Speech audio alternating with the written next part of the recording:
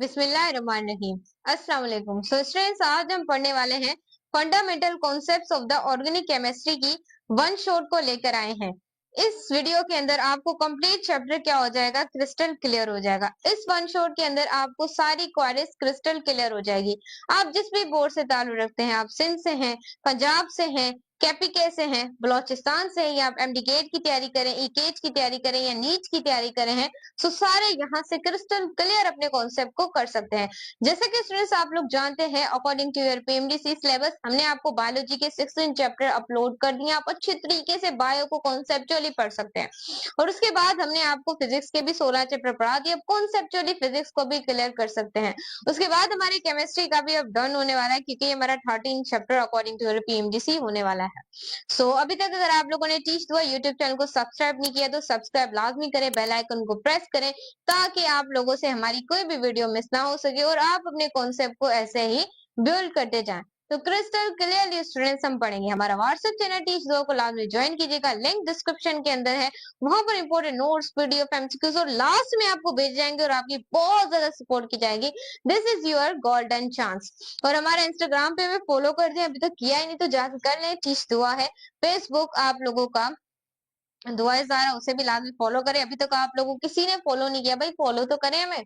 उसके बाद नेक्स्ट हमारा अकाउंट है टिकटॉक पे, उसका नाम है दुआए ज़ारा, वहां पर 2000 प्लस फॉलोवर्स हैं। तो चलें स्टार्ट करते हैं। अब हम स्टार्ट करेंगे कि मैं सिर्फ ऑर्गेनिक केमिस्ट्री लिख देती हूँ। इतना बड़ा मुझे नाम लिखने की आपको पता है जरूरत नहीं है। आप समझदार हैं, मेरे स्टूडेंट्स हैं, आप मुझसे इतना पढ़ चुके हैं।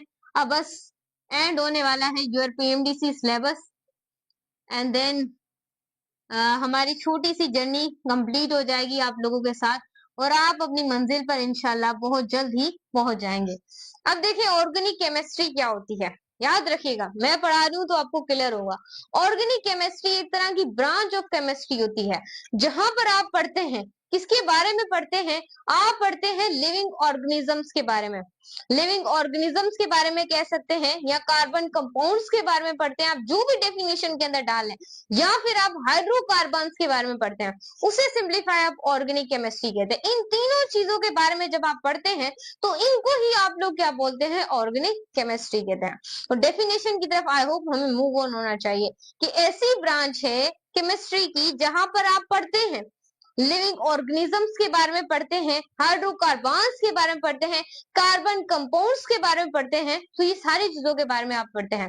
चले यहाँ पर डेफिनेशन हम यहाँ पर राइट कर लेते हैं। सो दिस इज माय मार्कर।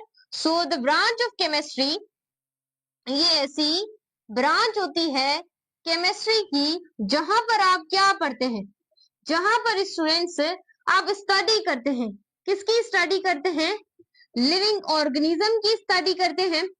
उसके बाद स्टूडेंट्स हम यहाँ पर स्टडी करते हैं हाइड्रोकार्बन्स की। हाइड्रोकार्बन्स भी बताऊंगी क्या होते हैं, अभी तो सिर्फ मैं कॉन्सेप्ट बता रही हूँ, सही, ताकि आपको टॉपिक का फील है हाइड्रोकार्बन्स की, सही। उसके बाद हम स्टूडेंट्स यहाँ पर स्टडी करते हैं कार्बन कंपाउंड्स की, किसकी, कार्बन कंपाउंड्स की। उसे सिंप्लीफाई आप लोग क्या बोलते हैं, this is called a organic chemistry. इसे ही तो आप क्या बोलते हैं, ऑर्गेनिक केमिस्ट्री कहते हैं। This is only a concept, देखो नजर आ रहा है नहीं क्योंकि मुझसे पाँव लग गया है, तो क्या है, this is a organic chemistry, इसे ही आप ऑर्गेनिक केमिस्ट्री कहते हैं। अब ऐसी ब्रांच है मेरे बच्चे केमिस्ट्री की जहां पर आप पढ़ते हैं living organism, hydrocarbons, carbon compounds, जो जो चीजें मैंने यहाँ मेंशन की है वो सारा मैं यहाँ पर आपको बताऊंगी। पहले मैंने लिखा है कि हम स्टडी करते हैं लिविंग ऑर्गेनिज्म की। मैम हाउ व्हाट, कैसे स्टडी करते हैं लिविंग ऑर्गेनिज्म की, जरा यही तो हमें बता दें। तो बच्चों लिविंग ऑर्गेनिज्म की आप कैसे स्टडी करते हैं, आपके दिमाग में क्या बातें आ रही हैं मुझे देखकर, मैं जब आपको पढ़ा रही हूँ। तो लिविंग ऑर्गेनिज्म जैसा कि स्टूडेंट रिलीज करते हैं यूरिया, यूरिया रिलीज करते हैं, आपको पता है दिस इज या waste material of the living organism. तो इसमें से भी हम क्या करते हैं, ऑर्गेनिक कंपाउंड्स में इसकी भी ऑर्गेनिक केमिस्ट्री में स्टडी करते हैं। उसके बाद याद रखें हम स्टडी करते हैं कार्बन फैमिली की ऑर्गेनिक केमिस्ट्री के अंदर, कार्बन फैमिली की हम स्टडी करते हैं। वाई यहाँ पर हम कार्बन की स्टडी करते हैं, बाकी की भी तो हम स्टडी कर सकते हैं ना, क्योंकि आप लोगों को पता है, यू मस्ट नो इस के पीरियोडिक टेबल के अंदर पीरियोडिक टेबल जो आप लोगों का है उसके अंदर आप लोगों को पता है एक होते हैं रिप्रेजेंटेटिव एलिमेंट्स और एक होते हैं transition elements. You must know it. अब जो आपके पास रिप्रेजेंटेटिव एलिमेंट्स होते हैं ना, ध्यान में रखिएगा, वो फर्स्ट ए से लेकर, मैंने आपको बार बार बताती हूँ ताकि आपके कॉन्सेप्ट बिल्ड हो जाए, 8A तक होता है। उसमें से जो फोर्थ ग्रुप है जिसको आप क्या बोलते हैं, कार्बन फैमिली कहते हैं। क्या बोलते हैं? कार्बन फैमिली कहते हैं। उस कार्बन फैमिली के अंदर तो काफी कंपाउंड्स आते हैं, कार्बन भी आता है। You must know it, you know it. तो आप सबको पता है कि आपका कार्बन आता है, और आपको ये भी पता है कि कार्बन क्या होता है। Carbon it is a bad conductor, bad conductor of electricity. You must know it, मैंने आपको बताया था। सही, ये सारी चीजें तो मैं आपको बताती हूँ। कौन सी चीजें हैं जो मैं आपको नहीं बताती? काफी चीजें हैं जो कि हमने आपको बता दी। इसके अलावा भी B4 ग्रुप के अंदर बहुत ज्यादा एलिमेंट्स है, लेकिन हम कार्बन को ही क्यों लेते हैं? कार्बन को इस वजह से लेते हैं क्योंकि कार्बन इज टेट्रावैलेंट। क्योंकि कार्बन क्या है? टेट्रावैलेंट है। क्योंकि इसके वैलेंट शेल के अंदर या इसके अंदर कितने इलेक्ट्रॉन्स होते हैं? 4 इलेक्ट्रॉन्स क्या होते हैं? प्रेजेंट होते हैं। इस वजह से हम क्या लेते हैं? कार्बन को स्टडी करते हैं, और हम कार्बन को ही लेते हैं ऑर्गेनिक केमिस्ट्री के अंदर, क्योंकि काफी ज्यादा कॉन्सेप्ट्स के बारे में हमें पता चलता है। You must know it. So sir, ये है बातें। अब यहाँ पर लिखा हुआ है और हम स्टडी करते हैं हाइड्रोकार्बन्स की। अब मेरे बच्चे, आपने हाइड्रोकार्बन्स की पूरी पी होगी केमिस्ट्री सेकंड ईयर। अगर अच्छी पढ़ी, नहीं पढ़ी तो कोई बात नहीं, मैं हूं ना। मैं किस लिए हूं? आप लोगों के लिए, आप लोगों के लिए हूं, पढ़ाने के लिए। अब देखिए हाइड्रोकार्बन्स। अब बच्चों देखिए, हाइड्रोकार्बन्स में हम स्टडी करते हैं कार्बन एंड हाइड्रोजन जैसे कंपाउंड्स की। हम स्टडी करते हैं किसके अंदर? स्टडी करते हैं, आपको पता है, हाइड्रोकार्बन्स के अंदर। तो ये सारी जब हम स्टडी करते हैं, ये सारी हम करते हैं अपनी प्यारी सी ऑर्गेनिक केमिस्ट्री के अंदर, लिविंग ऑर्गेनिज्म की, कार्बन फैमिली की। कार्बन टेट्रावैलेंट है, इस वजह से हम क्या लेते हैं? कार्बन को लेते हैं। ये सब आप लोगों को मैंने चीजें बताई हैं, इसमें से कोई चीज ऐसी नहीं है जो आप लोगों को मैंने ना बताई हो। सो क्लियरली आप लोगों ने यहाँ पर देखना है। अब लेकिन हमारा जो ऑर्गेनिक केमिस्ट्री है, वो कुछ ऐसे कंपाउंड्स है जिन्हें एक्सेप्ट करती है, जिन्हें एक्सेप्ट करती है, वो हम ऑर्गेनिक केमिस्ट्री के अंदर नहीं लेते। किसको नहीं लेते ऑर्गेनिक केमिस्ट्री के अंदर? एक्सेप्ट करते हैं कुछ कंपाउंड्स को। You must know it. नहीं जानते तो मैं बता देती हूँ, आप कार्बन मोनोऑक्साइड को नहीं लेते, ये असम्पशन है। हम इसको कभी भी ऑर्गेनिक केमिस्ट्री में नहीं, this is a carbon monoxide. और ना ही हम कार्बन डाइऑक्साइड को लेते हैं, एक्सेप्ट करते हैं ऐसे कंपाउंड को। ना ही हम कार्बोनेट्स को लेते हैं, कार्बोनेट्स को भी, ये क्या है? कार्बोनेट्स। और कार्बोनेट्स को भी हम नहीं लेते। उसके बाद बाइकार्बोनेट्स, बाइकार्बोनेट्स को भी हम यहाँ पर नहीं लेते। इतना तुम्हें क्लियर हुआ? मोटा मोटा कॉन्सेप्ट तुम्हें क्लियर हुआ कि ये वाले कंपाउंड्स को हम ऑर्गेनिक केमिस्ट्री के अंदर नहीं लेते, और ना ही कार्बाइड को लेते हैं। अब कार्बाइड के बारे में अक्सर स्टूडेंट जानते नहीं, ये एक्स्ट्रा चीजें जो आपको पता होनी चाहिए। देखें, कार्बाइड बोथ होता है, कार्बाइड मिक्सचर होता है कार्बन का और मेटल का। कार्बन और मेटल जब आपस में मिलते हैं तो आप लोगों के पास क्या बनता है? कार्बाइड बनता है। इतना तुम्हें क्लियर है? मैं देखूं आपको क्लियर नजर आ रहा है। बाद में रिक्वेस्ट कर करके सर ना खा जाए मेरा, सो मैं सारी चीजें बता देती हूँ। ये क्या होते हैं? कार्बाइड होते हैं। इतना तुम्हें क्लियर है? अब तुम इतने काबिल हो चुके हो कि अब तुम ऑर्गेनिक केमिस्ट्री की पूरी जो रिश्तेदारी है, उसका पूरा खानदान है, वो तुम्हें मैंने बता दिया है। वो नहीं बैकग्राउंड बताते, सही, वो मैंने बता दिया है। तो ऑर्गेनिक केमिस्ट्री एक ब्रांच है केमिस्ट्री की, जहां पर आप लोग पढ़ते हैं, किसके बारे में पढ़ते हैं? हाइड्रोकार्बन्स के बारे में पढ़ते हैं, कार्बन कंपाउंड्स के बारे में पढ़ते हैं, ऑर्गेनिक, ये सारी चीजें मैंने आपको बता दी है। बट ये वाली चीजों के बारे में हम नहीं पढ़ते हैं। Carbon dioxide, carbon monoxide, carbonates, bicarbonates. जैसे कार्बोनेट्स के अंदर हमारा, जैसे कि कैल्शियम कार्बोनेट हो गया, यू मस्ट नो इट। उसके बाद Na, या सोडियम बाइकार्बोनेट ले लें, HCO3-1, इसको भी आप लोग नहीं पढ़ते हैं। अब कार्बाइड में आप कौन सी एग्जाम्पल लेना चाहेंगे? जैसे कि CaC2 कैल्शियम कार्बाइड, जैसे कि कैल्शियम कार्बाइड, इसकी एग्जाम्पल लेना है क्योंकि एग्जाम्पल के बिना आपको कॉन्सेप्ट क्लियर नहीं होता है। यहाँ AlC3 यानी एल्यूमिनियम कार्बाइड, सही हो गया। ये तुमने चीजों को देखना है। यहाँ चू लगा ले, ये कार्बाइड है ना। अब देखें, इतना तुम्हें क्लियर हुआ मोटा मोटा कॉन्सेप्ट, इसे तुम यहाँ से नोट कर सकते हो। नोट करो करो करो, नोट करो करो करो, कर लिया तुमने नोट। अब स्टूडेंट्स टाइम बहुत कम है, आज ऑर्गेनिक केमिस्ट्री का लेक्चर बिल्कुल भी नहीं मैंने करना था, ना शूट नहीं करना था आज मैंने, लेकिन क्या हो गया, मैंने बोला ऐसे आप लोगों की कंसिस्टेंसी खराब हो जाएगी, आपको लेक्चर्स टाइम पे नहीं प्रोवाइड हो पाएंगे। इस वजह से स्टूडेंट टाइम बहुत ज्यादा कम है मेरे पास भी, क्योंकि मैं I am very busy for the इस बार यहाँ पर देखें। अब ऑर्गेनिक केमिस्ट्री के अंदर याद रखिएगा, दो तरह की आप लोगों के पास चेन्स होती हैं। एक आप लोगों के पास होती है, ध्यान में रखिएगा, मैं भी लिख रही हूँ। सो स्टूडेंट्स आप लोग सब जानते होंगे कि जो हाइड्रोकार्बन है वो दो तरह की उसके अंदर चेन्स पाई जाती हैं। एक पाई जाती है ओपन चेन हाइड्रोकार्बन के अंदर, और एक पाई जाती है क्लोज चेन। एक क्या पाई जाती है, क्लोज चेन पाई जाती है। तो हाइड्रोकार्बन के अंदर दो तरह की चेन्स पाई जाती हैं।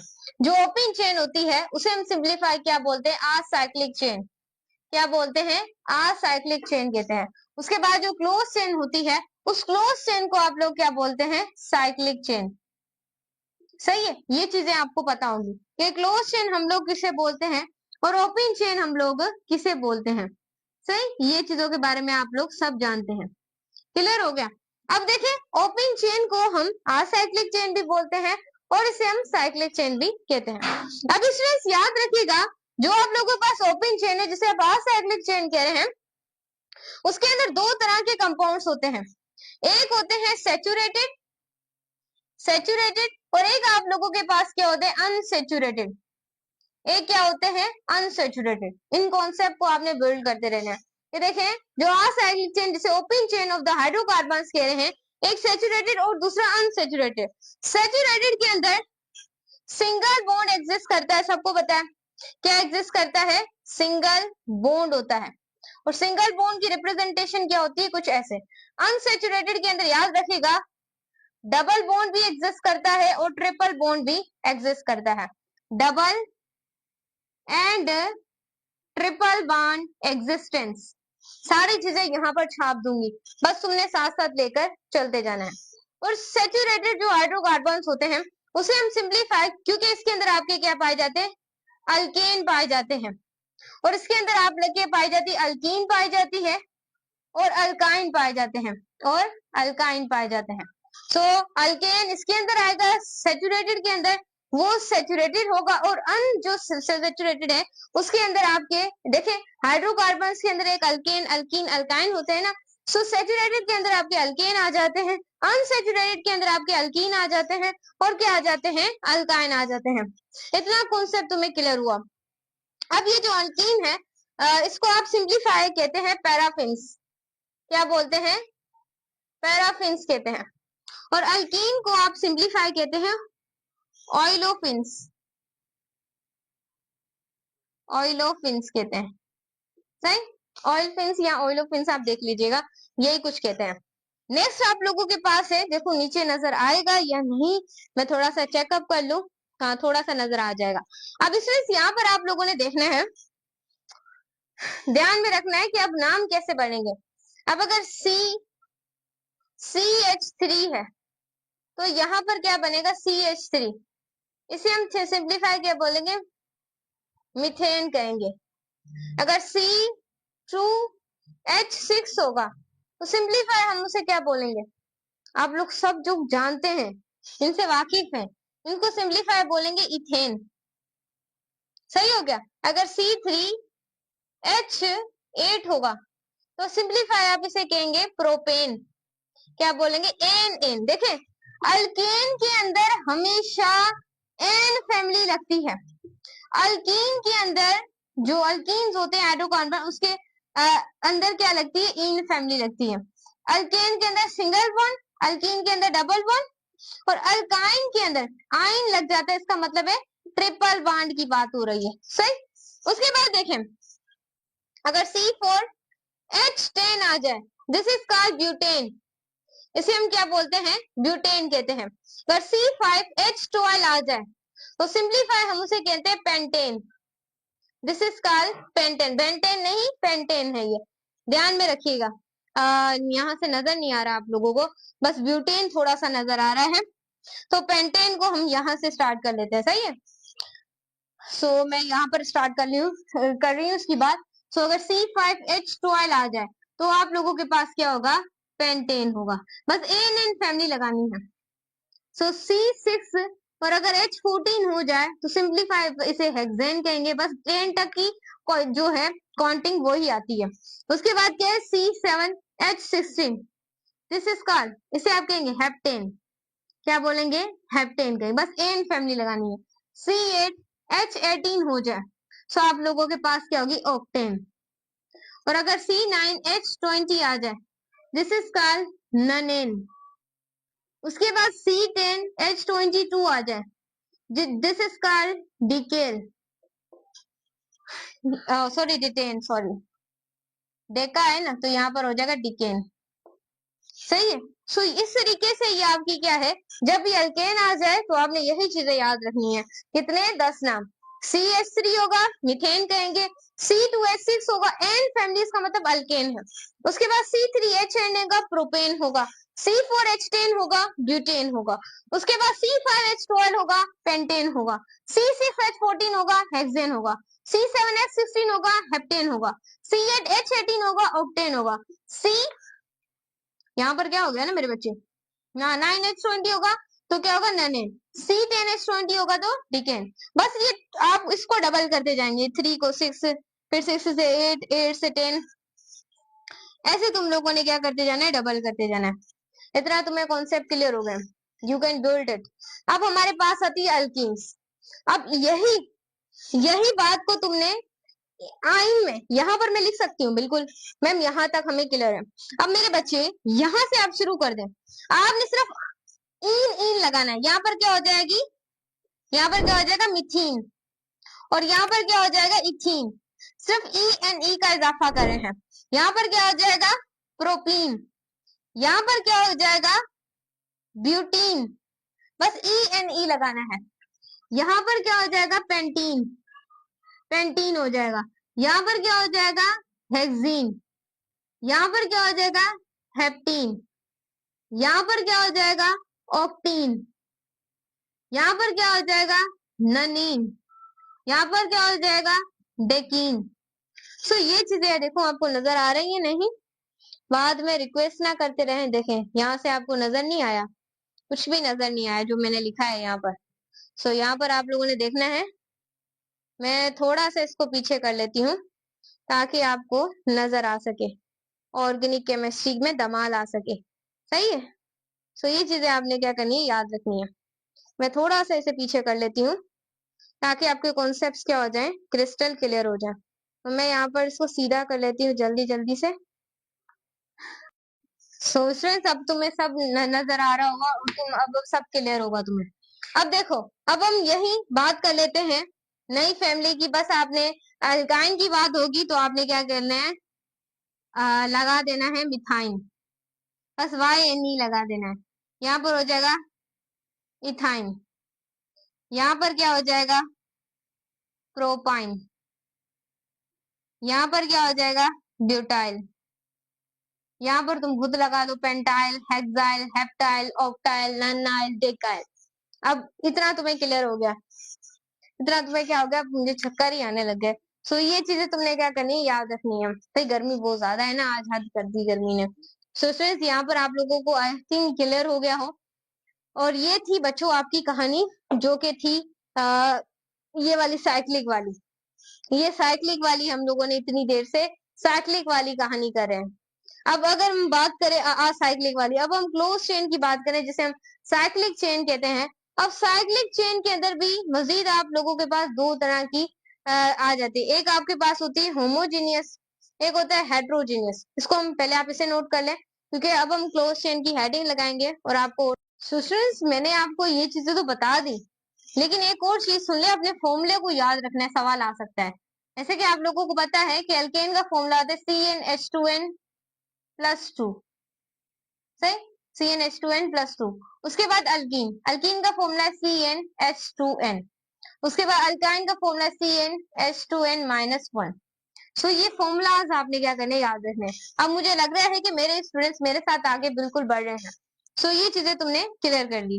अब स्टूडेंट्स अब आगे चलेंगे, सो इसको हम यहाँ से क्या कर लेते हैं, चीजों को मिटा देते हैं। अब हम क्लोज चेन की बात करेंगे। आपको पता है ना, हाइड्रोकार्बन की दो चेन होती हैं, ओपन चेन होती है, एक क्लोज चेन होती है। ओपन चेन की डिटेल हम कर चुके हैं। अब स्टूडेंट्स हमारे पास आती है क्लोज चेन, जिसकी हम क्या करें, यहाँ पर डिटेल करें। और जो ये छोटा है ऑर्गेनिक केमिस्ट्री, बिल्कुल छोटा चैप्टर है, बिल्कुल कॉन्सेप्ट पे टिका हुआ है। ऐसे ही आपकी इनऑर्गेनिक केमिस्ट्री है, वो भी आसान है। बस आपने ध्यान में रखना है चीजों को, और कोई चीज मुश्किल नहीं है।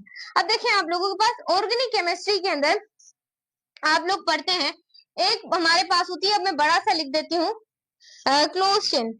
मैं थोड़ा सा यहाँ पर इसके अंदर इंक डाल लेती हूँ, ताकि स्टूडेंट्स ये मार्कर थोड़ा सा चल पड़े, क्योंकि अभी इंक डालने का भी टाइम नहीं बचा। अब यहाँ पर देखें, हम अब पढ़े हैं क्लोज चेन की कहानी, कहानी पढ़ेंगे क्लोज चेन की कहानी। अब जो आप लोगों के पास कहानी आ रही है ना क्लोज चेन की, बड़ी इंटरेस्टिंग है। अब आप लोगों को मैं ट्रेलर दिखाऊंगी, ड्रामा आप लोगों को मैं थोड़ी देर से दिखाऊंगी। पहले ट्रेलर देखते हैं इसका। अब बच्चे देखें, क्लोज चेन के अंदर दो चेन्स आ जाती हैं, एक होमोजीनियस, एक इसकी टाइप होती है, एक होती है होमोजीनियस चेन, और एक आप लोगों के पास होती है हेट्रोजीनियस। ये इनकी टाइप है चेन के लिए, यहाँ होमोजीनियस और हेट्रोजीनियस। ये क्लोज चेन की क्या है, दो टाइप्स है। और याद रखिएगा, होमोजीनियस जो होता है वो क्या होता है, इसमें चेन के अंदर एक चेन होती है, उस चेन के अंदर क्या हो, ओनली कार्बन एटम हो, तो वो क्या होगा, होमोजीनियस चेन होगी, ओनली कार्बन एटम। अगर अदर अदर हो, कार्बन एटम के अलावा भी क्या हो, अदर एटम भी मौजूद हो भले कार्बन के साथ, तो वो आप लोगों के पास क्या है, हेट्रोजीनियस चेन। देखिए होमोजीनियस चेन के अंदर ओनली कार्बन एटम ही जो चेन है उसके अंदर, यहाँ चेन को हटाकर आप यहाँ पर रिंग भी कह सकते हैं कि ओनली रिंग, कार्बन एटम की रिंग हो, किसकी रिंग हो, किसकी रिंग हो, ओनली कार्बन एटम की क्या हो, रिंग्स प्रेजेंट हो। और यहाँ पर कार्बन के अलावा अदर एटम्स की अगर रिंग मौजूद होती हैं, सो this is called a close chain. Clear है कैसे? अगर मैं यहाँ होमोजीनियस ड्रॉ करूं, जैसे कि कार्बन, अब देखें carbon carbon carbon carbon carbon carbon, देखें ये क्या है, ओनली कार्बन एटम की चेन है। अगर यहाँ पर कार्बन के अलावा यहाँ पर आ जाए क्लोरीन, इसकी साइड में आ जाए ब्रोमीन, फिर स्टूडेंट्स इसके नीचे आ जाए आयोडीन, और फिर इसके नीचे स्टूडेंट्स आ जाए यहाँ पर फ्लोरीन, और यहाँ पर स्टूडेंट इस तरीके से, यानी कि चार चीजें। और यहाँ पर देखिए other other account, other atoms आ जाए, कार्बन के अलावा अगर अदर एटम्स आ रहे हैं किसी भी रिंग के अंदर, तो उससे सिंप्लीफाई हेट्रोजीनियस। अगर रिंग के अंदर ओनली कार्बन एटम है तो दिस इज कॉल्ड होमोजीनियस। इतना तुम्हें क्लियर हो गया कि होमोजीनियस में क्या होता है, ओनली कार्बन एटम रिंग्स के अंदर होता है। हेट्रोजीनियस के अंदर क्या होता है, याद रखिएगा, हेट्रोजीनियस के अंदर कार्बन एटम के अलावा भी एटम मौजूद होते हैं। इट इज, ये टाइप किसके हैं, क्लोज चेन के। उसके बाद ये चीजें तुम्हें क्लियर हो गई। अब होमोजीनियस के अंदर दो तरह की चेन्स आ जाती हैं, एक आप लोगों के पास होती है एरोमेटिक, एरोमेटिक हाइड्रोकार्बन्स, और दूसरे आप लोगों के पास क्या होते हैं, एलिसाइक्लिक हाइड्रोकार्बन्स। अब एरोमेटिक जो होते हैं, याद रखिएगा, मैं देखूं नीचे नजर आएगा नहीं, क्योंकि मैंने आई थिंक जगह तो बना ली है, अब तुम्हें क्लियर होगा। अब एरोमेटिक याद रखिएगा, एरोमेटिक में आपके क्या होते हैं, ये आप लोगों के पास प्लेनर होते हैं। एरोमेटिक क्या होते हैं, प्लेनर होते हैं। और एलिसाइक्लिक वाले क्या होते हैं, नॉन एरोमेटिक होते हैं।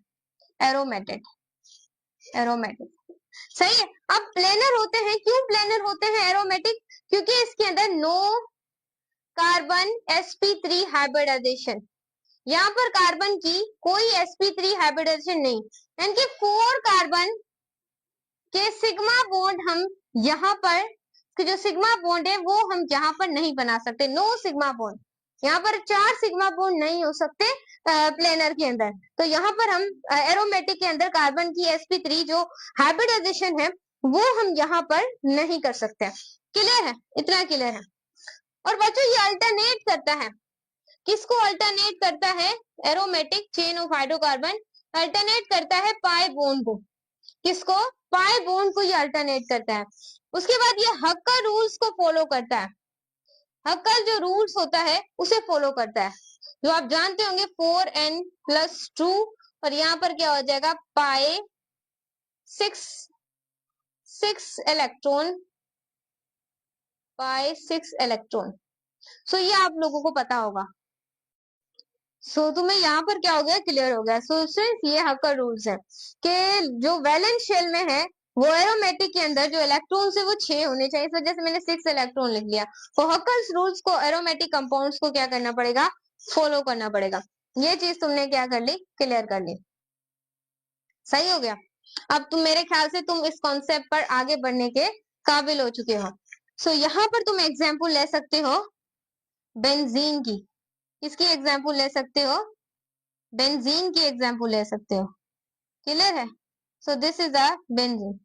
ये आपकी क्या है? बेंजीन। सही। तो ये चीज तुमने क्या करनी है? याद रखनी है। इसमें एग्जाम्पल ले लो बेंजीन की। अगर हम यहाँ पर एलिसाइक्लिक की बात करें, एलिसाइक्लिक वाले पोर्शन को हम इस जगह पे डिस्कस करेंगे। यहाँ पर हम डिस्कस करेंगे एलिसाइक्लिक वाले पोर्शन को। सही।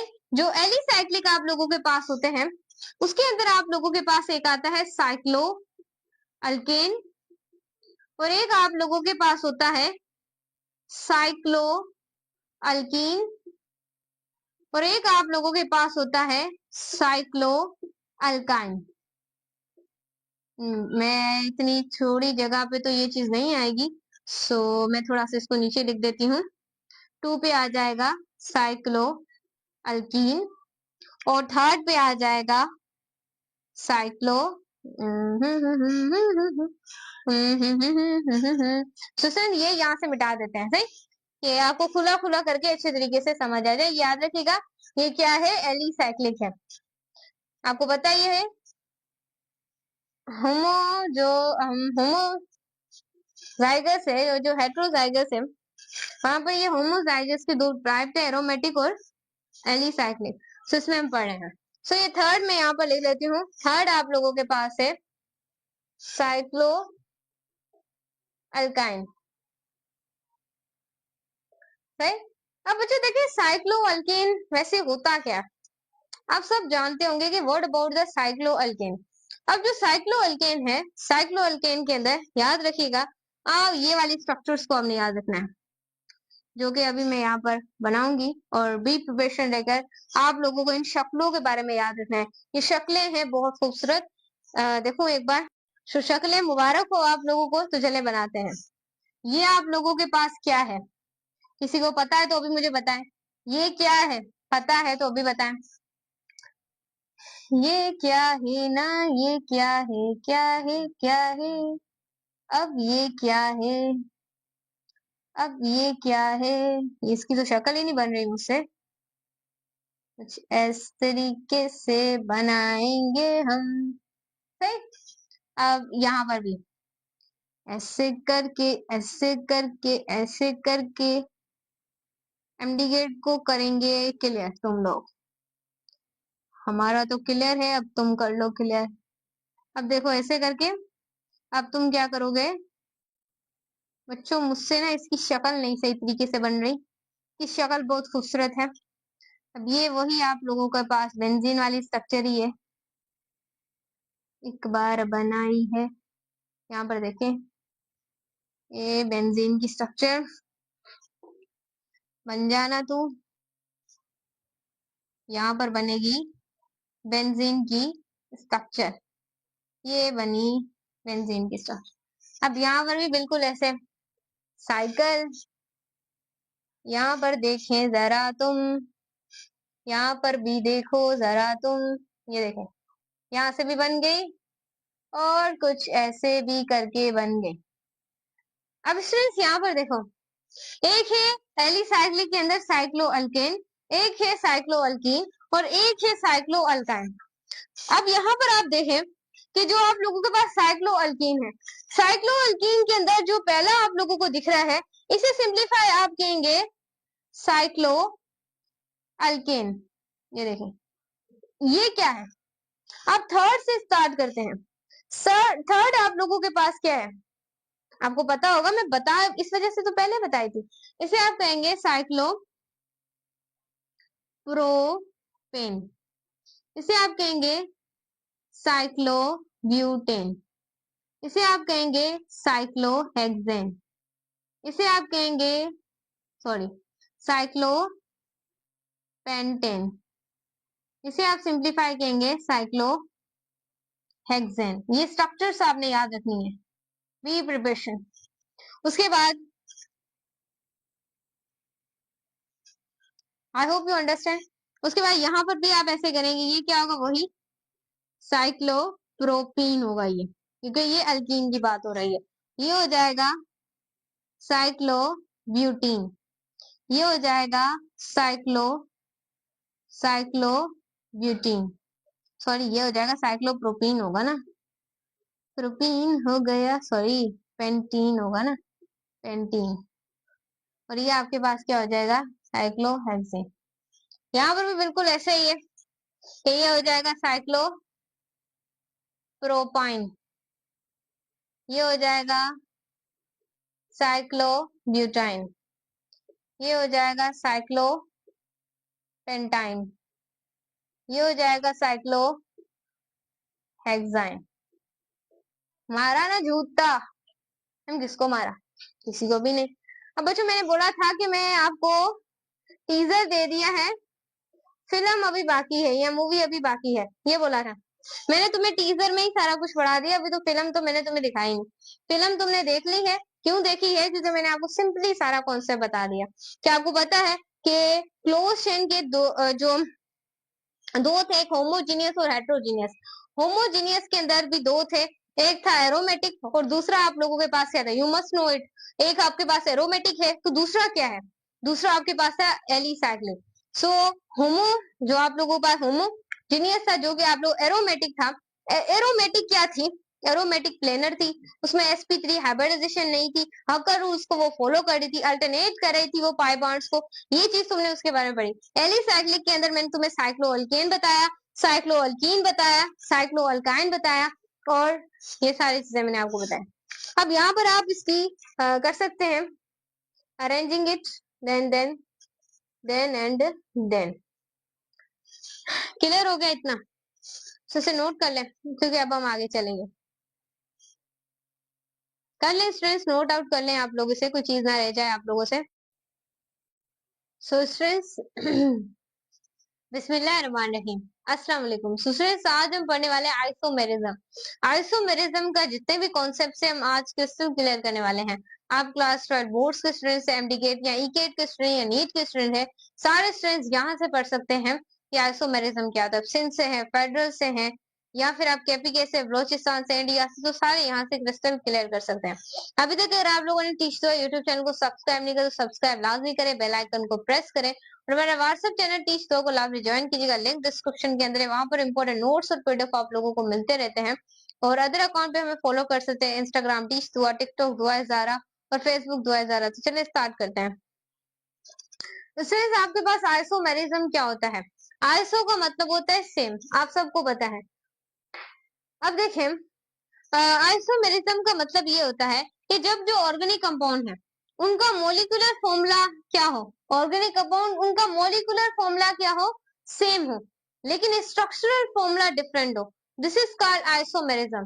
आइसोमेरिज्म किसे के बोलते हैं, आइसोमेरिज्म उसे बोलते हैं जिनका मोलिकुलर फॉर्मूला तो सेम हो लेकिन स्ट्रक्चरल फॉर्मूला डिफरेंट हो। इसकी बड़ी एग्जांपल आप लोग सब जानते हैं, इसकी बड़ी एग्जांपल वो मैं मार्कर कहाँ गया मेरा, हाँ जी, एक आप लोग जानते हैं हमारे प्यारे भाई को जो है एल्डिहाइड, फंक्शनल ग्रुप के अंदर आप लोग पढ़ेंगे, और एक होता है कीटोन। अब इन दोनों में जो अगर ग्लूकोज का C6H12O6 ये फॉर्मूला है, दोनों में यही है कि कार्बन के 6 एटम से फर्क क्या है, फर्क है स्ट्रक्चर का, क्योंकि एल्डिहाइड एल्डिहाइड ग्रुप और कीटोन ग्रुप का क्या है डिफरेंस है, यहाँ पर बस इतना ही डिफरेंस है कि इनका मोलिक्यूलर स्ट्रक्चर क्या है डिफरेंट है। एक में एल्डिहाइड होता है तो दूसरे में कीटोन, इन दोनों का मोलिकुलर फॉर्मूला क्या है सेम है, लेकिन इनकी स्ट्रक्चर क्या होगी डिफरेंट होगी। उसे सिंप्लीफाई आप लोग क्या बोलते हैं आइसोमेरिज्म, जैसे कि एल्डिहाइड कीटोन एक दूसरे से क्या है आइसोमर्स है। अब यहाँ पर देखें, अब जो आपके पास आइसोमेरिज्म है उसके दो टाइप्स है, एक स्ट्रक्चरल आइसोमेरिज्म और दूसरा स्टेरियो आइसोमेरिज्म। अब स्ट्रक्चरल आइसोमेरिज्म क्या होता है, स्ट्रक्चरल आइसोमेरिज्म में आपने याद रखना है कि जिसके अंदर आपके डिफरेंट बॉन्ड पैटर्न हो, यानी कि बॉन्ड पैटर्न क्या हो डिफरेंट हो। जब आपके बॉन्ड पैटर्न डिफरेंट होते हैं उसे सिंप्लीफाई आप लोग क्या बोलते हैं स्ट्रक्चरल आइसोमेरिज्म कहते हैं। और स्टीरियो आइसोमेरिज्म किसे बोलते हैं, जिसमें आपके बॉन्ड पैटर्न क्या हो डिफरेंट हो, this is called stereo isomerism. उसके बाद याद रखिएगा स्ट्रक्चर आइसोमेरिज्म में आपकी जो अरेंजमेंट होती है एटम्स की, जो स्ट्रक्चरल आइसोमेरिज्म में जो अरेंजमेंट होती है, मैं यहाँ पर लिख लूं, अरेंजमेंट जो होती है एटम की स्ट्रक्चरल आइसोमेरिज्म के अंदर वो क्या होती है सेम होती है। और यहाँ पर एटम्स की जो अरेंजमेंट होती है वो स्ट्रेंथ यहाँ पर क्या होती है डिफरेंट होती है। इतना मोटा मोटा कॉन्सेप्ट तुम्हें क्लियर हुआ? जी हाँ मैम, इतना मोटा मोटा कॉन्सेप्ट हमें क्लियर है। ये स्ट्रक्चर ये देखिए ए बी सी डी जैसे मैंने यहाँ पर लिखा, अब ये जा रहा है ए बी सी डी, इनकी अरेंजमेंट एटम की बिल्कुल सेम है, ये ए सी बी डी, इनके भले ये चेंज हो गए अल्फाबेट्स लेकिन इनकी अरेंजमेंट क्या है, अरेंजमेंट इनकी सेम ही है। और यहाँ पर आप लोग देखें स्टीरियो आइसोमेरिज्म को कि यहाँ पर एटम्स की अरेंजमेंट डिफरेंट है, A B C D straight जा रहा है और ये बिल्कुल जिगजैग मैनर में जा रहा है। सो जो जिगजैग मैनर में जा रहा है जिसका पैटर्न ही एटम्स का डिफरेंट है, सो इसे सिंपलीफाई हम स्टीरियो आइसोमेरिज्म कहते हैं। बच्चों इसके अंदर भी हम इसकी जो इम्पोर्टेंट टाइप है उसको पढ़ेंगे, वैसे इसकी टाइप्स बहुत है लेकिन एमडी गेट के हिसाब से सिर्फ एक टाइप इसकी इम्पोर्टेंट है। और याद रखें स्टीरियो आइसोमेरिज्म में हम इसकी दो टाइप्स पढ़ेंगे, तो दो टाइप्स क्या है इसकी इम्पोर्टेंस है, इसे आप नोट कर लें। अब हम आगे चलेंगे, note out it, note out it. So structural isomerism के अंदर जो इम्पोर्टेंट जो आप लोगों का पीएमडीसी के अकॉर्डिंग है वो हम पढ़ेंगे चेन आइसोमेरिज्म। सो चेन आइसोमेरिज्म में मैंने यहाँ पर कुछ एग्जांपल ली है कि आप लोगों को पता होना चाहिए। उसके बाद हम यहाँ पर देखेंगे कि formula to find the number of chain in isomer, के आइसोमर में कि किस तरीके से मतलब कि हम फाइंड कर सकते हैं, किसको फाइंड कर सकते हैं नंबर ऑफ चेन्स को, कि कितनी आइसोमेरिज्म के अंदर नंबर ऑफ चेन्स है। इसके अलावा आपका कुछ नहीं आने वाला, यकीन कीजिएगा। नेक्स्ट आप लोगों के पास देखें C4H10, दिस इज कॉल्ड, यहाँ पर देखें ये सारे ब्यूटेन है, ये क्या है पेंटेन है, अगर और होते तो हेक्सेन होते, हेप्टेन होते, आपको पता है ऑक्टेन होते, ननेन होते हैं, डेक्टेन होते हैं। ये चीज आपको मैंने पढ़ाई थी। अब यहाँ पर मैंने क्या किया है, मैंने यहाँ पर लिखा है CH3, यहाँ पर मैंने सिंगल बॉन्ड लिखा है CH2, फिर हम मैंने यहाँ पर CH2 और मैंने यहाँ पर मिथाइल ग्रुप लिखा है। सो ये क्या है, ये चेंज आ रही है, this is called n butane. N butane यहाँ पर आप देख नहीं रहे कि ऊपर कोई मिथाइल ग्रुप लगा हुआ है, वो आप लोग यहाँ पर नहीं देख रहे कि यहाँ पर कोई ना कोई मिथाइल ग्रुप है ही नहीं, बट ये है क्या, ये आप लोगों को पता है एन ब्यूटेन लिखा हुआ है। उसके बाद यहाँ पर देखें, यहाँ पर मैंने CH के ऊपर एक और मिथाइल ग्रुप लगा दिया। सो ये दो, ये एक दूसरे के क्या हो गए आइसोमर्स हो गए, आप इस तरीके से भी लिख सकते हैं। उसके बाद है C5H12, C5H12 में जो आपके पास CH3 जो बॉन्ड है CH2 और ये आप लोगों के पास ये क्या सीधी चेंज आ रही है, यहाँ पर कोई ऊपर नीचे आप ब्रांचेस उठा के नहीं लगा रहे, ये बिल्कुल आप लोगों के पास क्या जा रही है स्ट्रेट चेंज आ रही है, इसे सिंपलीफाई एन पेंटेन कहते हैं। और ये देखें इसको ऊपर ला के हमने क्या कर दिया है, इस मिथाइल ग्रुप को पुट कर दिया है, तो दिस इज कॉल्ड आइसोपेंटेन। उसके बाद यहाँ पर हाँ जी मेरे को, सो यहाँ पर स्टूडेंट्स आप देखें अगर हम दो मिथाइल ग्रुप को इसके सर के ऊपर लाके खड़ा कर दें, एक सर के ऊपर एक नीचे, यानी कि दो मिथाइल ग्रुप चेन में आपको दो चेन दिखाई दे, दो ब्रांचेस, उसे फिर आप क्या बोल देंगे, नियो पेंटेन कह देंगे। उसके बाद है formula to find the number of chain isomer, कि किस तरीके से हम नंबर ऑफ चेन को मालूम कर सकते हैं। तो उसके लिए मैंने आपको एक फॉर्मूला बता रही हूँ, 2n-4 + 1। इससे आप कोई भी नंबर ऑफ कार्बन एटम को मालूम कर सकते हैं। जैसे कि मैंने यहाँ पर लिखा है मिथेन, इथेन, यहाँ पर मैंने लिखा है प्रोपेन, यहाँ पर मैंने ब्यूटेन लिखा है, यहाँ पर क्या लिखा है, पेंटेन लिखा है। ये 5 मैंने एग्जांपल्स लिखी हैं। You can solve it. यहाँ पर देखें 2 है। अब यहाँ पर n की वैल्यू में यहाँ पर 1 रख रही हूँ, 1 रखी तो यहाँ पर माइनस किया 4 से और फिर प्लस करेंगे 1 से, ये हो जाएगा 2 - 3 = 1, क्योंकि यहाँ n की वैल्यू हमने 1 रखी है। अगर यहाँ पर हम इथेन की बात करें, this is called ethane, ethane को भी बिल्कुल आप इसी तरीके से सॉल्व करेंगे। उसके बाद आप लोगों के पास ये चीज क्या है, ये चीज आपके पास है propane, this is called propane. ये क्या है, दिस इज कॉल्ड ब्यूटेन। ये क्या है, दिस इज कॉल्ड पेंटेन। तो इस तरीके से आप इजीली निकाल सकते हैं formula to find number of chain in isomer. इस तरीके से आप नंबर ऑफ चेन जो है आइसोमर्स में, वो आप इजीली क्या कर सकते हैं, कैलकुलेट कर सकते हैं। You can note it and I can again write the bond. So students अब हम पढ़ने वाले हैं कि हमारे पास ज्योमेट्रिकल आइसोमेरिज्म क्या होती है। जैसे कि आपको पता है कि स्ट्रक्चरल आइसोमेरिज्म होती है, एक स्टीरियो आइसोमेरिज्म होती है। स्ट्रक्चरल आइसोमेरिज्म के अंदर हमने चेन आइसोमेरिज्म को पढ़ लिया। अब ये है स्टीरियो आइसोमेरिज्म के दो टाइप्स। पहला हम यहाँ पर पढ़ेंगे ज्योमेट्रिकल आइसोमेरिज्म, और दूसरा स्टूडेंट्स हम लोग जो पढ़ेंगे वो पढ़ेंगे फिजिकल आइसोमेरिज्म। सो क्लियरली तरीके से आप लोग इसको पढ़ेंगे, तो यहाँ पर आपने देखते जाना है क्लियरली तरीके से। जी हाँ स्टूडेंट्स, मैं मार्कर्स लेके आ चुकी हूँ। अब यहाँ पर देखें, जो आपके पास ज्योमेट्रिकल आइसोमेरिज्म है उसके अंदर अल्कीन भी आता है, अल्काइन भी आता है, साइक्लो अल्केन्स भी यहाँ पर आते हैं। अब देखिए यहाँ पर मैंने आपको समझाना क्या है, यहाँ पर जो कार्बन कार्बन है, कार्बन कार्बन की जो हाइब्रिडाइजेशन होती है, यू मस्ट नो इट, कि क्या होती है, sp3 हाइब्रिडाइजेशन होती है।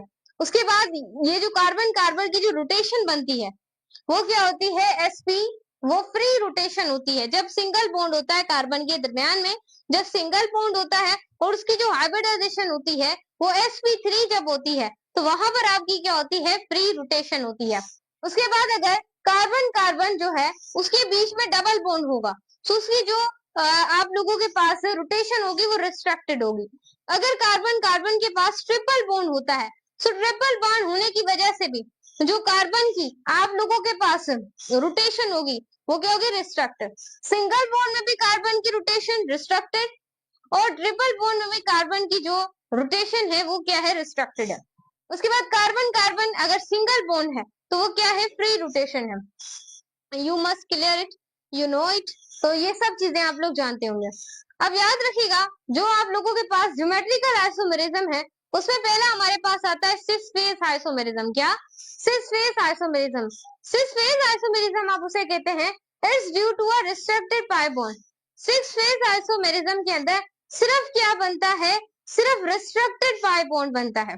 याद रखिएगा, जो कि ज्योमेट्रिकल आइसोमेरिज्म को ही अब सिस फेज आइसोमेरिज्म कहते हैं, जहां पर क्या बनता है, सिर्फ रिस्ट्रिक्टेड पाई बॉन्ड्स बनते हैं, फ्री रोटेशन कोई भी आप लोगों के पास नहीं होती, सिंगल बॉन्ड वाले। अब यहाँ पर देखें, एग्जाम्पल ली आप लोगों के लिए इथेन की, सॉरी इथेन की एग्जाम्पल ली। अब ये एक फॉर्मूला है, इसमें से हम दो चीजें बनाएंगे।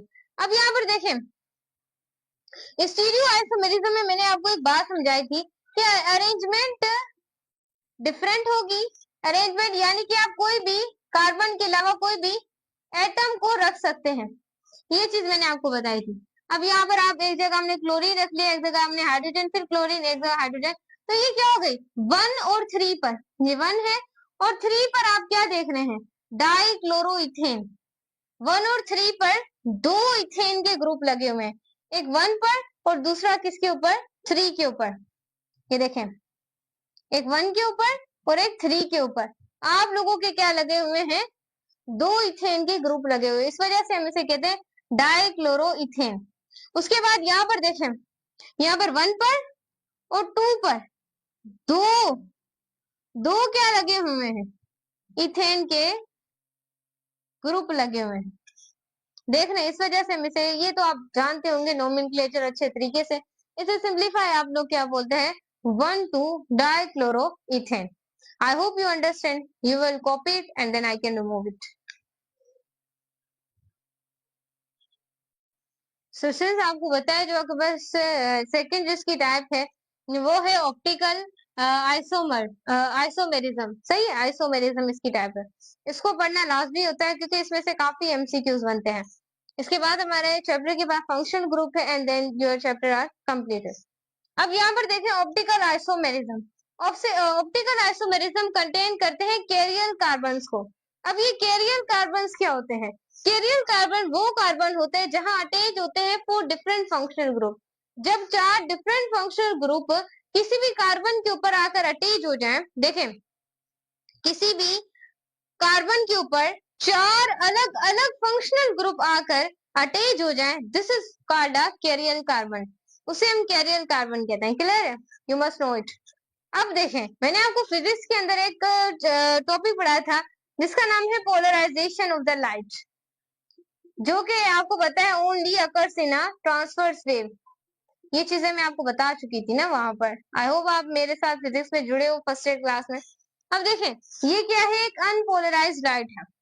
अब ये जो अनपोलराइज्ड लाइट है इसको हम यहाँ से गुजारते हैं, किसके अंदर से गुजारते हैं, पोलराइजर, जिसे हम निकोली प्रिज्म भी कहते हैं या टोरमेलन क्रिस्टल भी कहते हैं। ये तीनों नाम में से कोई नाम बोल के आपसे सवाल हर साल आता रहता है, तो बी प्रिपरेशन। अब यहाँ पर देखें एनएडी में भी आया था एक बार इसका सवाल। अब देखें अनपोलराइज्ड लाइट, अब ये जो अनपोलराइज्ड लाइट है इसको हमने पास करवाया एक पोलराइजर में से, निकोली प्रिज्म में से या टोरनेलिन क्रिस्टल में से हमने अनपोलराइज्ड लाइट को पास करवाया। जैसे स्टूडेंट्स हमने यहाँ से पास करवाया तो जो आप लोगों के पास जो दूसरी लाइट्स थी, अलग अलग लाइट्स थी जो कि अलग अलग डायरेक्शंस में आ रही थी, वो तो यहाँ पे पोलराइज हो गई इस पोलराइजर में, लेकिन जो प्लेन पोलराइज लाइट थी वो यहाँ पर बच गई। अब इस प्लेन पोलराइज लाइट को हम क्या डालेंगे, किसी ना किसी मीडियम के अंदर डालेंगे। सो वहां पर एक हमें क्या मिला, कार्बन मिला, और यहाँ पर हमें एक प्रोडक्ट मिला जो कि ग्लूकोज मिला, जिसे जो क्या था, एल्डोसिस वाला था। उसके बाद स्टूडेंट इस तरीके से हम ऑप्टिकल आइसोम कोई भी हो सकता है, होगी ये प्लेन पोलराइज लाइट इसमें मिलेगी, लेकिन इसमें आप लोगों का कीटोसिस भी हो सकता है, यहाँ पर आपका ईथर भी हो सकता है, अलग अलग आप लोगों को कार्बोजाइल भी हो सकता है ग्रुप, इसके अंदर आपको मिल सकता है।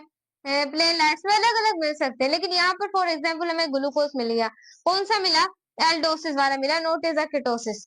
उसके बाद या तो वो क्लॉकवाइज में होगा या तो फिर हमारे पास वो क्या होगा, एंटी क्लॉकवाइज में होगा। अगर वो क्लॉकवाइज में है जो आपका ग्लूकोज, तो वो डी आइसोमर्स बनाएगा, आइसोमर्स बनाएगा, या उससे डिस्ट्रो रोटेटरी इसकी रोटेशन होगी। उसके बाद एंटी क्लॉकवाइज है तो वो एल आइसोमर्स बनाएगा, जिसे लोवो रोटेटरी इसकी क्या है, रोटेशन है। So I hope you understand, I hope you बटरस्टैंड।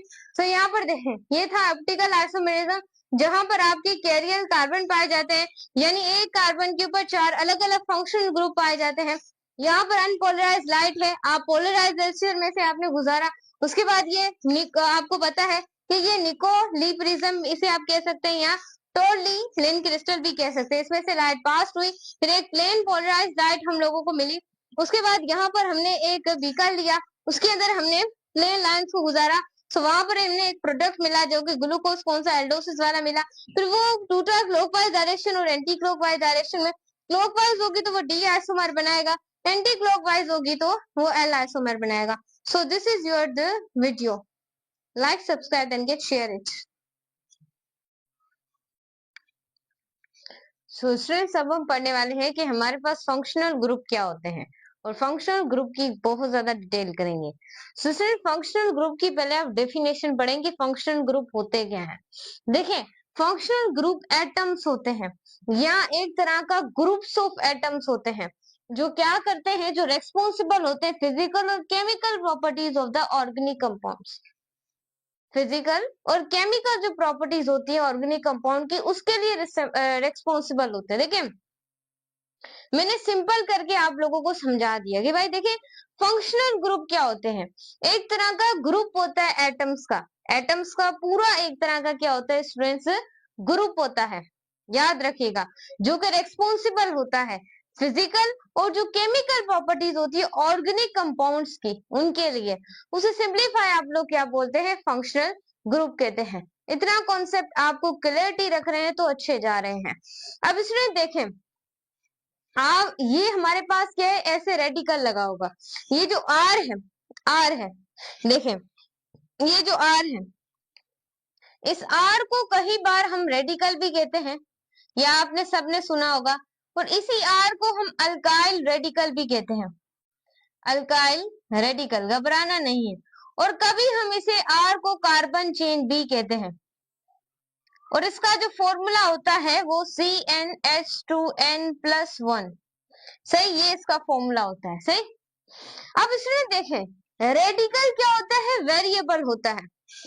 Functional group के चेंज होने से आपका रेडिकल के अंदर जो चीजें है वो भी चेंज, क्योंकि रेडिकल वेरिएबल है। अगर फंक्शनल ग्रुप Cl होगा, क्लोरीन होगा, तो कुछ अलग तरीके का नाम बनेगा। अगर OH होगा तो कुछ अलग तरीके का फंक्शनल ग्रुप बनेगा। अगर SH होगा तो कुछ अलग। अब देखें सर COOH हो, इसको और सब लोग जानते हैं, ये क्या है, कार्बोजाइल ग्रुप। कार्बोजाइल ग्रुप भी कहते हैं आप लोग इसे, और कार्बो ओसलिक ग्रुप भी आप लोग इसे कहते हैं। सब जानते होंगे, मैट्रिक में भी आप लोगों ने पढ़ा होगा इसको, सेकंड ईयर में भी इसे। अब इसको भी आप बहुत अच्छे तरीके से जानते हैं, ये क्या है, कार्बोक्सिलिक ग्रुप है। क्लियर है। सो ये बातों को हमने याद रखना है। अब अगर OH हो, SH हो, फिर उस हिसाब से आपका फंक्शनल ग्रुप होगा। फंक्शनल ग्रुप आपका कीटोन भी होता है, आप लोग सब जानते हैं। आपका ईथर भी होता है, ईथर में आ जाता है OH। तो देखें जैसा आप लोगों का फंक्शनल ग्रुप होगा वैसा ही आप लोगों का स्ट्रेस याद रखिएगा, वैसा ही नाम होगा फंक्शनल ग्रुप का। अगर COOH है तो कार्बोक्सिलिक ग्रुप, OH है तो ईथर है, अल्कोहल है। सो इस तरीके से आपने याद रखना पड़ेगा, क्योंकि रेडिकल यहाँ पर क्या है, वेरिएबल है। वो फंक्शनल ग्रुप के चेंज होने से उसका नाम भी फंक्शनल ग्रुप का चेंज होगा। सो ये चीजें मोटा मोटा कॉन्सेप्ट आपको मैंने बताना था, ताकि आपकी क्लियरिटी एक तरह की बन जाए, आपकी एक तरह की क्लियरिटी बन जाए। देखें यहाँ पर इतने कॉन्सेप्ट तुम्हें क्या हो गए हैं, क्लियरिटी तुम रखते जा रहे हो ऑर्गेनिक केमिस्ट्री के अंदर। अब देखो इतना तुम्हें क्लियर है। अब देखो अगर n की वैल्यू तुम्हारे पास 1 हो, n की वैल्यू 1 हो, मैं यहाँ पर n की वैल्यू 2 हो, n की वैल्यू 3 हो, n की वैल्यू 4 हो, n की वैल्यू 5 हो, n की वैल्यू 6 हो। देखो नजर आएगा नहीं, सो ध्यान में रखिएगा। जी हाँ, यहाँ तक आपको नजर आ जाएगा। अब अगर n की वैल्यू 7 हो, n की वैल्यू 8 हो, n की वैल्यू 9 हो, n की वैल्यू 10 हो, 10 तक नजर आ जाएगा। अब यहाँ पर आप लोगों ने देखना है सिंप्लीफिकेशन से। अगर n की वैल्यू 1 हो, n की वैल्यू 1 हो, सो याद रखिएगा n की वैल्यू 1 है, यहाँ पर n की वैल्यू क्या है, 1 है। सो आप क्या नाम देंगे उसे, यानी आप लोगों को कोई ना कोई फिर नाम देना पड़ेगा, और उसका कोई ना कोई क्या होगा, फॉर्मूला होगा। सो क्लियरिटी रखें। देखो आपको क्लियर नजर आ रहा है। अगर स्टूडेंट्स आपकी n की वैल्यू 1 होगी तो आपका क्या होगा, CH3 मिथाइल। इसको आप लोग n की वैल्यू 1 हो तो आपका फंक्शनल ग्रुप क्या होगा, मिथाइल होगा। सही है, ये मिथाइल की निशानी है। जहां पर भी आपको CH3 नजर आए सो ग्रुप क्या है, मिथाइल है। सो ये चीज आपने याद रखनी है। और अगर n की वैल्यू 2 हो तो आप लोगों के पास क्या आ जाएगा, C2H5। आप इसे डबल करते जाएंगे, सो ये आप लोगों के पास क्या हो जाएगा, इथाइल हो जाएगा। ये सब आपने पढ़े होंगे। उसके बाद अगर n की वैल्यू 3 हो तो C3H7 हो जाएगा। इसे आप लोग क्या बोलते हैं, मिथाइल इथाइल। आप लोगों ने पढ़े होंगे। ये फंक्शनल ग्रुप है, एक तरह की आपकी क्या है, बेस है। सो इसे आपने क्या करना है, पक्का करते हुए चलना है। सो स्टूडेंट्स ये तो आपको पता ही है कि ये आप लोगों के पास होगा प्रोपाइल, प्रोपाइल। सही है। अगर n की वैल्यू 4 हो तो C4H9 हो जाएगा। और ये आप लोगों के पास हो जाएगा ब्यूटाइल। क्या हो जाएगा? ब्यूटाइल। उसके बाद C5 और अगर H11 हो तो ये आप लोगों के पास क्या हो जाएगा? पेंटाइल। क्या हो जाएगा? पेंटाइल। अगर N की वैल्यू 6 हो तो C6H13 और ये आप लोगों के पास हो जाएगा हेक्साइल। और अगर आप बढ़ाते जाना है, बस ये चीज आपने याद रखनी है, क्योंकि जब हम फंक्शनल ग्रुप के नाम लिखेंगे तो आपको इन बेसिक चीजों के बारे में पता होना चाहिए। सो अगर C7 और H15 की बात करें तो ये हमारे पास बनेगा heptyl. This is called heptyl. अगर N8 की बात करेंगे तो C8H17 ये हमारे पास क्या बनेगा? ऑक्टाइल। और अगर N9 की बात करें तो C9H19 तो ये हमारे पास क्या बनेगा? क्या बनेगा इसे? नानाइल। और C10H21 तो ये हमारे पास क्या बनेगा? डिकाइल। सो ये काउंटिंग तुमने क्या करनी है? याद रखनी है, क्योंकि जब मैं इंपॉर्टेंट फंक्शन उसके अलावा आपके टेस्ट के अंदर कोई नहीं पूछा जाएगा। ये काउंटिंग याद रखनी है और जो अब मैं पढ़ाने वाली हूँ उसको ध्यान से आप लोगों ने समझना है। देखें, अगर आप लोगों के पास N की वैल्यू 1 होगी तो क्या होगा? मिथाइल। N की वैल्यू 2 होगी, इथाइल। N की वैल्यू 3 होगी, प्रोपाइल। इनके फॉर्मूला भी याद रखने हैं। N की वैल्यू 4 होगी, ब्यूटाइल। N की वैल्यू 5 होगी, पेंटाइल। N की वैल्यू 6 होगी, हेक्साइल। N की वैल्यू 7 होगी, हेप्टाइल। N की वैल्यू 8 होगी, ऑक्टाइल। N की वैल्यू 9 होगी, नॉनाइल। N की वैल्यू 10 होगी तो क्या होगा? डिकाइल। सो ये आप लोगों के पास क्या है? फंक्शनल ग्रुप्स है। कि बच्चों देखें, अभी मैं जो आपको लिखवाऊंगी वो आपका बेसिक होगा। देखें, फंक्शनल ग्रुप क्लोरीन हो तो नाम अलग, OH हो नाम अलग, उसके बाद SH हो फिर नाम अलग। सो आप इसे नोट करें।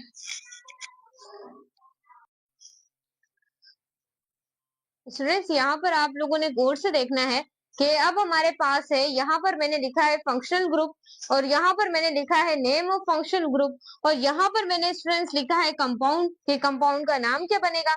उसके बाद मैंने यहाँ पर लिखा है उसका IUPAC नेम। उसके बाद मैंने यहाँ पर लिखा है इसकी एग्जाम्पल और फिर मैं इसकी यहाँ पर क्या करूंगी? नोमेनक्लेचर करूंगी।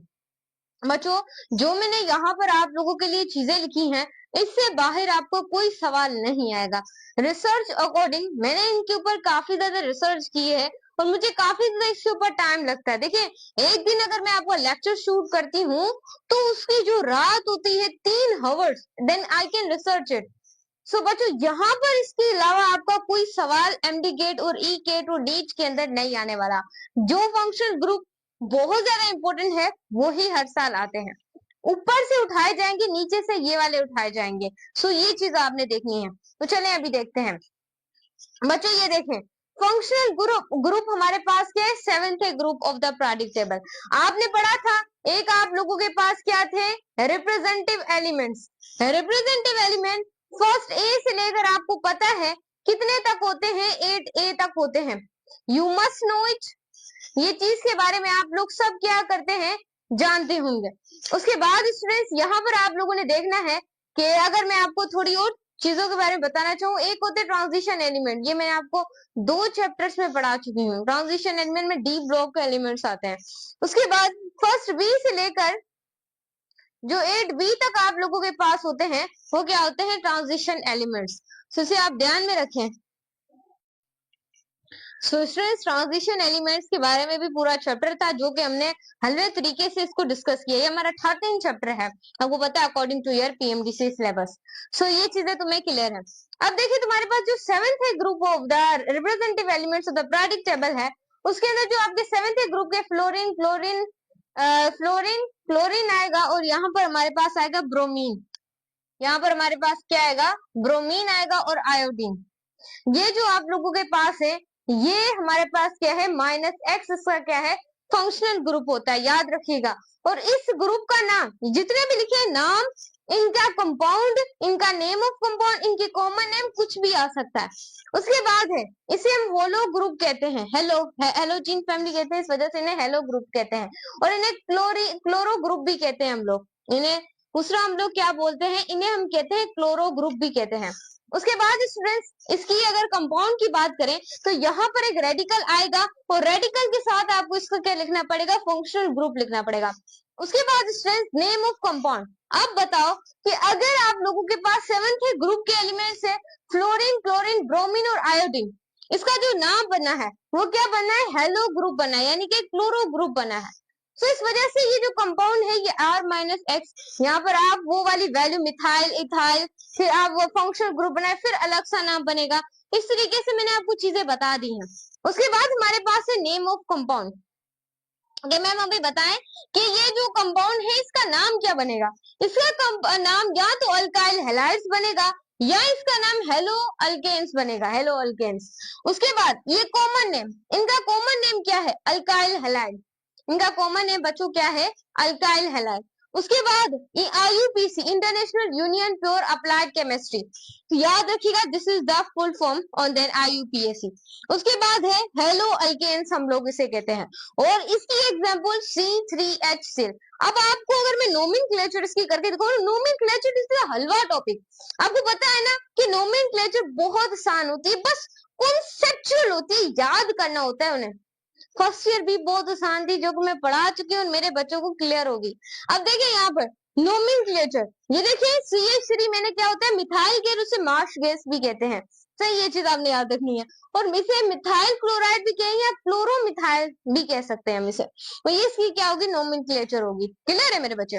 उसके बाद आप लोगों के पास है OH। अगर मैंने आपको बताया था कि रेडिकल के अंदर आप लोगों को पता है कि फंक्शनल ग्रुप आपका Cl भी हो सकता है, उसके अंदर OH भी हो सकता है, उसके अंदर SH भी हो सकता है। ये सारी चीजें मैं आपको बता चुकी हूँ, आप देख सकते हैं। अब माइनस OH, इसका मतलब है ये क्या हो, name of functional group is hydroxyl group.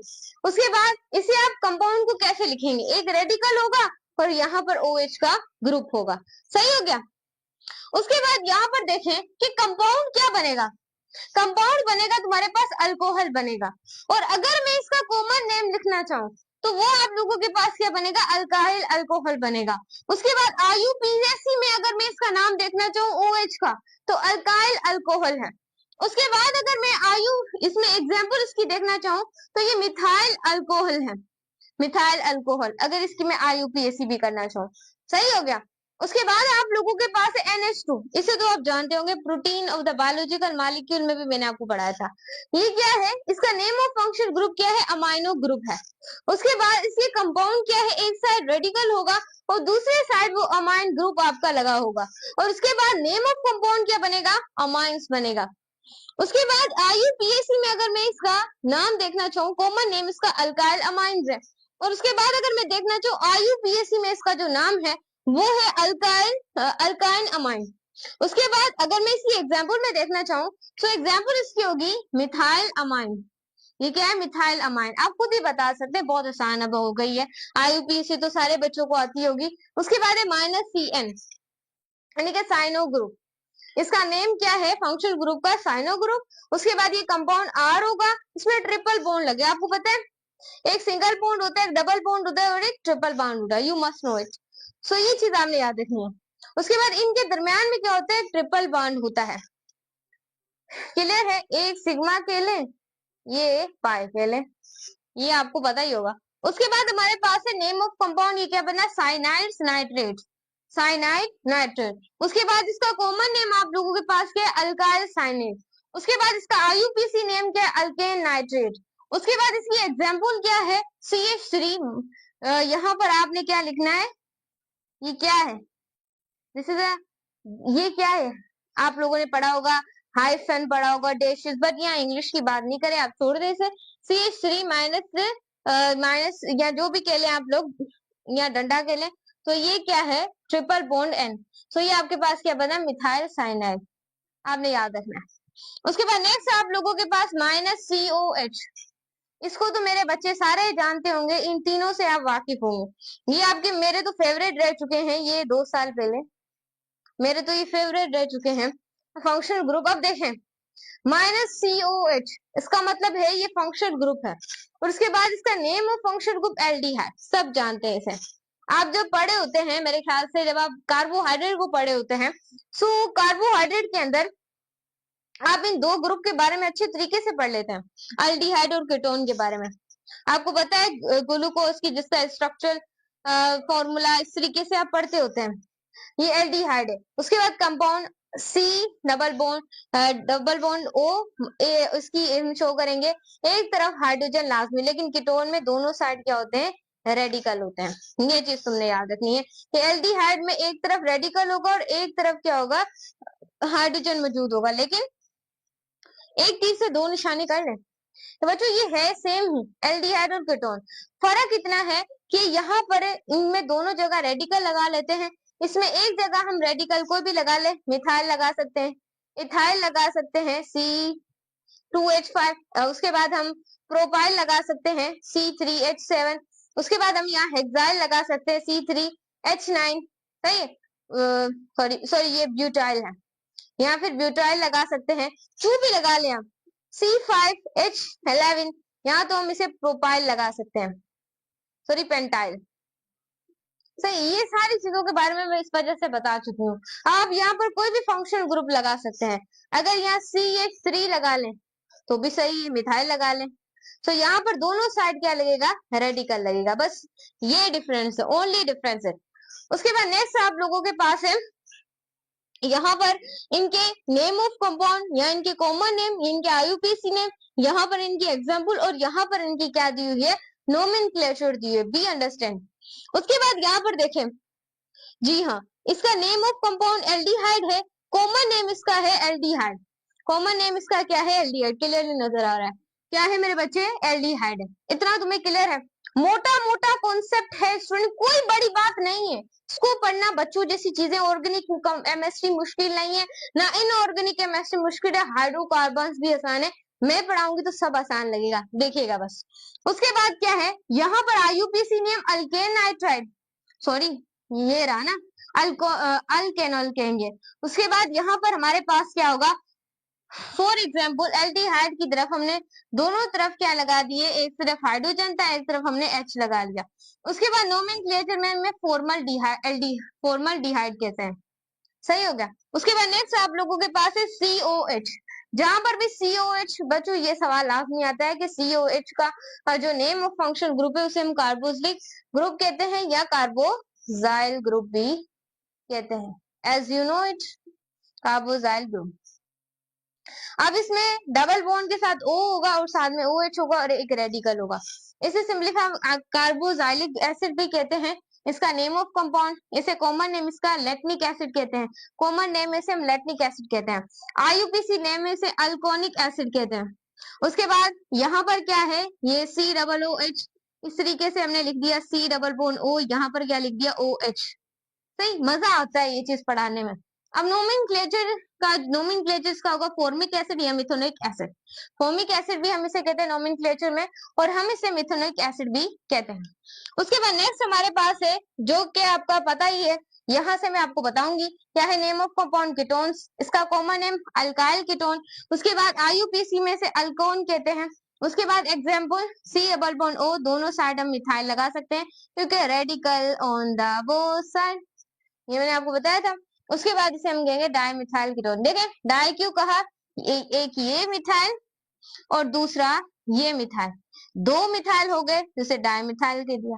एक मिथाइल होता मोनो लिखने की जरूरत नहीं थी, तीन होते तो ट्राई मिथाइल लिख लेते, 4 होते तो टेट्रा मिथाइल लिखते थे, 5 होते तो मैम आप तो बढ़ते जाएंगे, आप कुछ नहीं करेंगे।